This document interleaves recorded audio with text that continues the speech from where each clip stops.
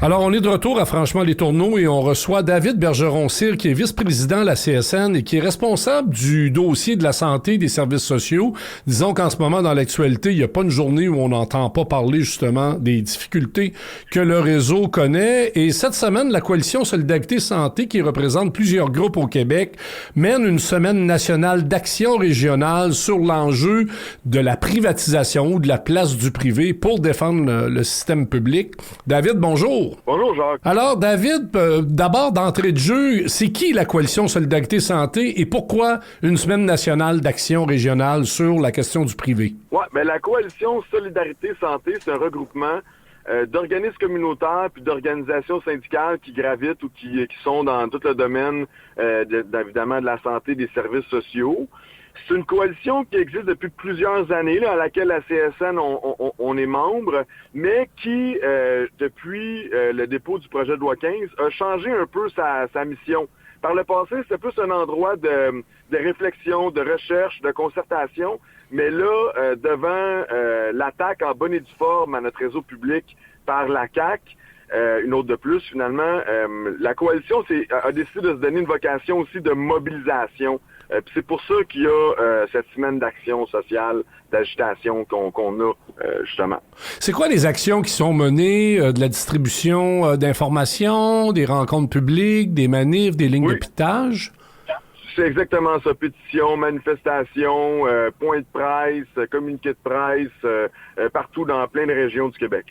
Qu'est-ce qui préoccupe en ce moment la coalition? Qu'est-ce qui préoccupe la CSN quand on parle de la question du secteur privé dans la santé? Quand on regarde le ministre Dubé, on voit par exemple qu'il a décidé de mettre au pas les fameuses agences privées. Là. D'ailleurs, je pense que même la CSN ou la coalition a quand même salué le move. Quand on le voit se tenir debout devant des entrepreneurs privés, des médecins, est-ce qu'on a l'impression quand même que le privé gagne du terrain en santé? Oui, c'est bon ça, t'amènes ce point-là, parce qu'effectivement, le projet de loi 10 qui va faire disparaître les agences de placement de main-d'œuvre, ça, c'est un bon coup. Mais c'est un bon coup que le gouvernement avait comme pas le choix de faire, parce que ça coûte des milliards et c'est totalement inefficace. D'ailleurs, on le voit, parce qu'avec le retrait de ces agences-là, ça crée des crises, des coupures de services dans plein de régions.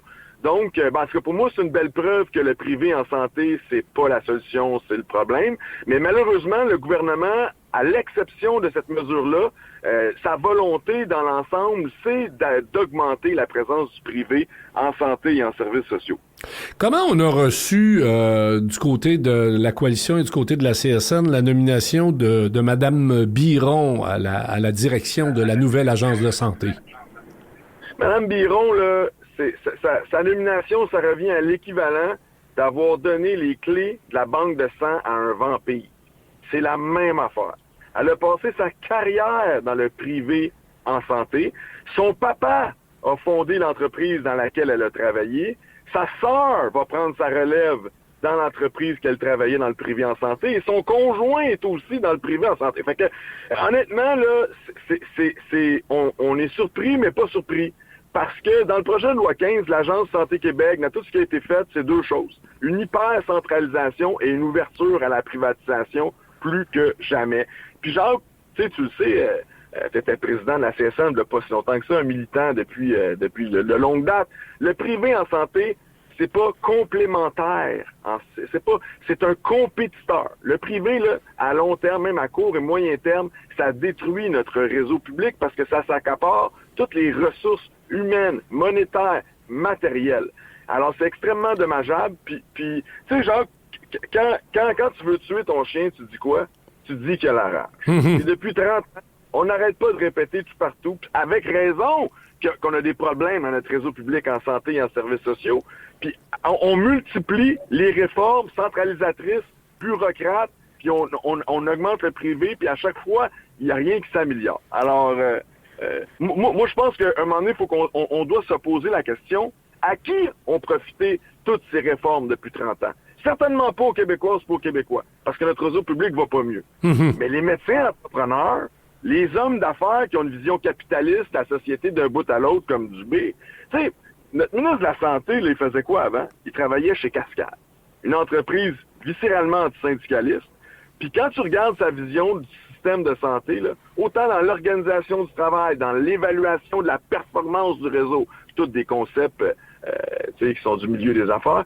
Dubé, dans le fond, là, il veut gérer nos hôpitaux comme s'il était dans son bureau puis qu'il gérait 23 usines qui font du papier de toilette. C'est vraiment ça, là. Puis là, c'est ça qui est complètement fou parce que on peut pas, on n'améliore pas la santé populationnelle uniquement en vérifiant le nombre d'actes médicaux faits sur une relève de nuit dans un hôpital, dans une région. Ça fonctionne pas comme ça. Ça fonctionne pas comme ça. Mais il s'obstine avec le mythe de l'efficacité absolue du secteur privé qui va venir sauver notre système de santé, mais ce n'est que des supercheries. Quand tu qualifies Madame Biron, qui provient effectivement du secteur privé, c'est comme de donner une banque de sang à un vampire ou une vampire. Est-ce que j'imagine que t'as la même réaction quand on parle de la nomination à la présidence du conseil d'administration de la nouvelle agence, Madame Germain, qui vient elle aussi. Je sais pas comment t'as trouvé là la comparaison des gens qui ont dit elle va être bonne à gérer des hôtels dans la région de Québec. c'est aussi la chaîne Germain là, sont aussi réputés pour être très anti-syndicaux là. D'ailleurs. Mais moi ce qui me fait le plus peur, si on regarde, oui, il y a le conseil d'administration dont ils viennent nommer les personnes qui aura évidemment tous les pouvoirs de décréter à partir de Québec ce qui va se passer à Bécomo, puis à Chibougamau, puis à Chandler, ce qui est déjà très inquiétant. Mais ils ont mis sur pied aussi, dans le projet de loi 15, ils appellent ça des conseils d'établissement d'administration. Puis j'attire ton attention là-dessus, Jacques, parce que et c'est sûr qu'ils n'auront pas grand pouvoir, mais sur chacun de ces conseils-là, siégera un représentant du milieu des affaires, mon ami, partout. Puis cette personne-là va être là, dans le fond, pour voir comment qu'on peut privatiser davantage le réseau partout, dans chacun de ces conseils-là qui vont être partout à travers le Québec. C'est quand même fascinant. Oui. C'est un objectif. L'objectif, là, c'est pas d'améliorer l'efficacité du réseau. On va prendre l'exemple des listes d'attente, des chirurgies, là, de moins d'un an, plus un an. Le ministre avait des objectifs là-dessus, puis il ne les a pas atteints, puis il l'a lui-même admis. Bon, il a essayé de virer ça à son avantage. Mais ce qui est surtout frappant, c'est que quand tu regardes le nombre de chirurgies, entre autres, qui avaient été faites au privé depuis, mettons, quelques années, ce qui était frappant, c'est que non seulement ça n'avait pas baissé les listes d'attente, mais les chirurgies qui étaient faites partout, ils étaient uniquement faites dans des régions populeuses. Fait que là, Gaspésie, le nombre de chirurgies qui avaient été faites au privé, payées par le gouvernement, 0. Bas-Saint-Laurent, 0. Abitibi, 0. Fait que non seulement ça fonctionne pas, mais sans grande surprise, là, le privé s'est redéployé là où est-ce que c'était le plus payant, donc dans les zones les plus populeuses. Puis ça, c'est un autre exemple que c'est pas vrai que c'est efficace. On peut pas concevoir le privé, c'est efficace parce que moi, mon nombril à moi, là, j'en veux pas aux gens. Tu sais, le monde, c'est des drames humains, là. Je veux dire, tu peux avoir des problèmes avec tes yeux, des problèmes de santé sur une liste d'attente qui dure un an. Il y a personne qui a se sentir coupable individuellement d'aller au privé. Mais il faut surtout pas penser que parce que toi, tu as passé devant tout le monde et ça a bien marché, que ça veut dire que de façon globale, c'est plus efficace. Oui, tout à fait. C'est deux choses complètement différentes, ça. Oui, tout à fait. Non, c'est intéressant que tu le mentionnes parce qu'effectivement, on le sent en plus dans le mouvement syndical, on négocie des régimes d'assurance qui couvrent en partie ou en totalité des actes qui sont posés dans le secteur privé. Donc, on fait malheureusement parfois partie un peu du problème, même si tu as raison de mentionner qu'on n'a pas à culpabiliser les gens individuellement parce que quand il s'agit de ta santé, là, tu as une bosse sur un sein ou tu as une bosse dans le cou puis tu veux pas attendre un an et demi avant qu'on te dise si c'est bénin ou c'est malin. Est-ce que la campagne, puis c'est là que je voulais t'amener, il nous reste peut-être 1, 2, 3 minutes, c'est quoi la réception des gens? Toi, tu proviens du secteur privé, d'ailleurs, je le mentionne, l'entrepôt Jean Coutu, ici sur la Rive-Sud à Longueuil. Donc, notre public connaît bien Jean Coutu, l'entrepôt. Comment c'est reçu chez les travailleurs, les travailleuses, cette campagne-là? Il y a de l'ouverture? Bien, c'est reçu très positivement, je te dirais. Puis, mais ce dont on se rend compte, c'est que c'est sûr que c'est différent quand tu es en assemblée générale avec plus nos militantes, nos militants, puis quand que je descends dans un syndicat local, puis là, je suis avec les membres de façon générale.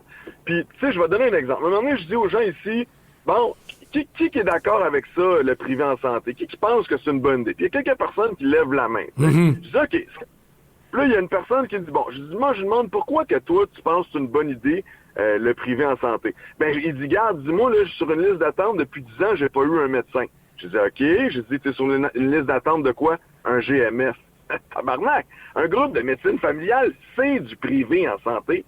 C'est des médecins. Finalement, tous les risques sont assumés par l'État parce qu'on paye tout, on rembourse tout.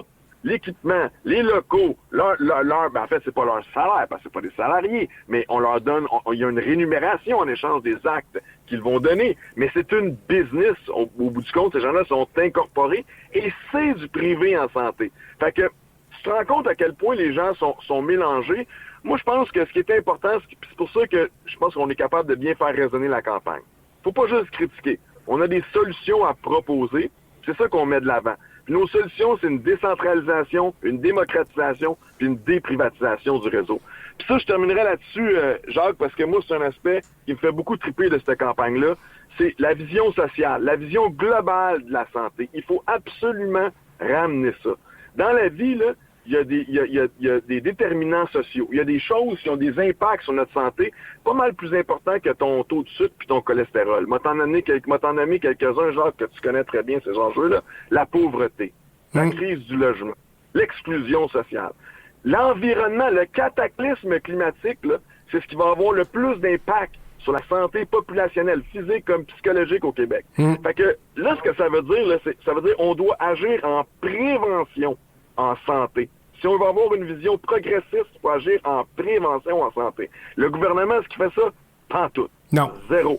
Exact. Il n'y a rien. Rien sur le salaire minimum. Rien sur la crise du logement. C'est la faute aux immigrants, tabarnak. Et la faute aux immigrants. Pas les spéculateurs financiers. Pas le manque de vision des gouvernements de droite qui se sont sacrés du logement social. C'est de la faute de la madame puis du monsieur qui quitte son pays, qui veut juste travailler fort, qui vit l'enfer parce que ses enfants sont pas traversés avec elle. Puis cette personne-là, c'est de sa faute s'il y a une crise du logement. Ben, c'est ça le discours qu'on a. Puis ce qu'on met de l'avant, nous, c'est ça. La prévention en santé, ça c'est fondamental.